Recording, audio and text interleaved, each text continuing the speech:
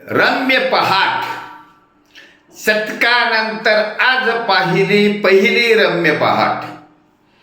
त्यामुळे हा सूर्योदय होत आहे, सुवर्ण सूर्योदय होत आहे.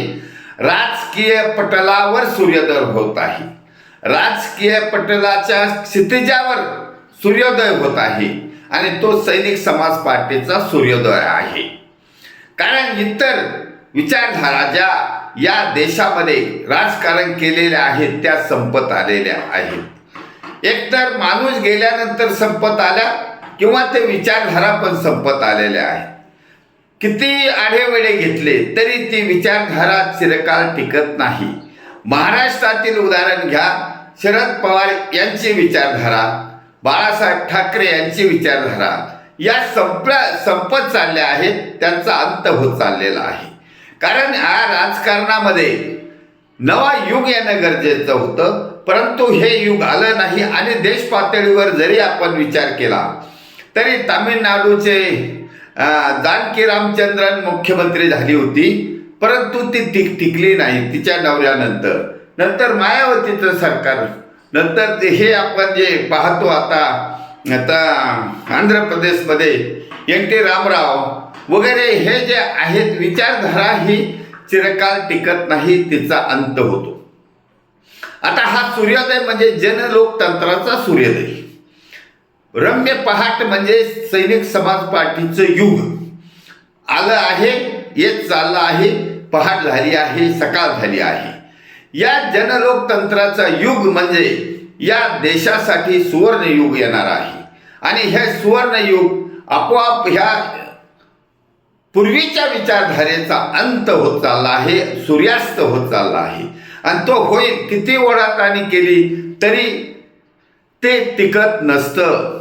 आता जसं उदाहरण महाराष्ट्रामध्ये 2-4 दिवसच झाले अजित पवार जाऊन, तरी पण त्यांच्या त्या पक्षाच्या ओढाताणी सुरू झाल्या, बैठका सुरू झाल्या. कोणाला पद द्यायचं, कोणाला उपमुख्यमंत्री करायचं, कोणाला प्रदेशाध्यक्ष करायचं, कोणाला राष्ट्रीय अध्यक्ष. याने तानाताण करून समाजसेवा होत नाही. त्यांचं युग संपलेलं आहे. They should not struggle but they will struggle. पण समय सबसे बड़ी दवा होती है. समय सगळ्यात मोठा असतो. त्यामुळे त्यांचा विषय संपलेला आहे, युग संपलेला आहे. सैनिक समाज पार्टीचं युग सुरू झालेलं आहे. आणि म्हणून सैनिक समाज पार्टी ही जनतेच्या मनातील ताईत बनलेली आहे. जनतेच्या मनातील एक अपेक्षेचा किरण, आशेचा किरण निर्माण केला आहे आणि तो सूर्योदय होत चालला आहे. म्हणून सैनिक समाज पार्टीने हा जो युग तयार केला आहे, हे तर अजून तर 2029 तर 4 वर्ष आहे.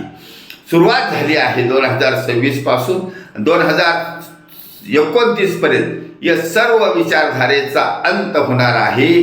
आणि या सैनिक समाज पार्टीच्या विचारधारेचा, आयडिओलॉजीचा सूर्योदय होणार आहे.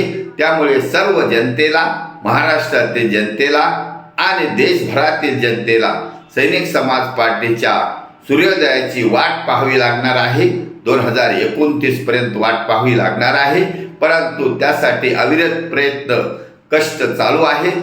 आणि त्यासाठी आम समाजातील नागरिकांनी साथ देण्याचं ठरवलं आहे, बरोबर येण्याचं ठरवलं आहे. त्यामुळे जनतेचे आणि देशभरातील सज्जन सुशिक्षित जनतेचे धन्यवाद. भारत वर्ष की जय. छत्रपती शिवाजी महाराज की जय.